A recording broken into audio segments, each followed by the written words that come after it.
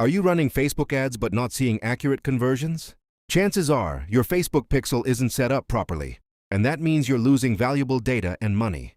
In this video, I'll show you step by step how to correctly set up your Facebook pixel on Shopify so you can track every important event and improve your ad performance.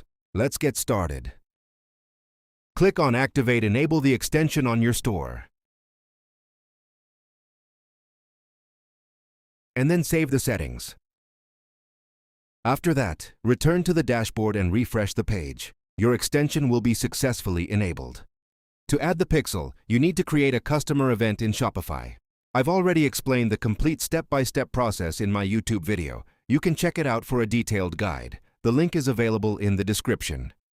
To add the Facebook pixel, click on Add Pixel. After that, you'll need to fill in the required fields, such as your pixel ID and other relevant details. Next, choose any name for your pixel. For the dataset ID, log into your Facebook business account, go to your dataset, pixel, and copy the pixel ID. Then come back and paste that pixel ID into the required field. For the access token, go back to your Facebook business account. Navigate to Settings, scroll down, and click on Generate Access Token.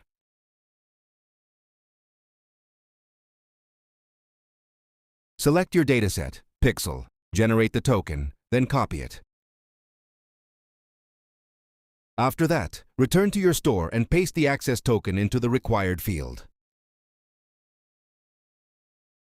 For the test event code, keep in mind that this is only used for testing purposes. It should not be used permanently. To get the code, go to your Facebook business account and navigate to Test Events. Copy the test event code and paste it into the required field for testing. UTM parameters are small tracking tags added to your URL that help you understand where your traffic is coming from.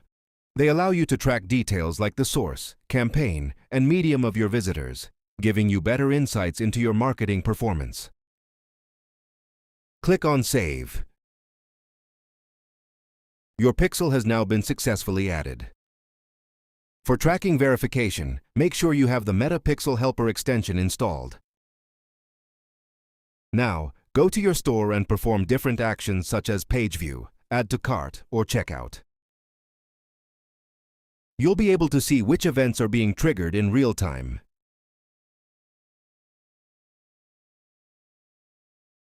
As you can see, all events are now being triggered in real time. Once testing is complete, make sure to remove the test event code so that your events are tracked accurately in a live environment.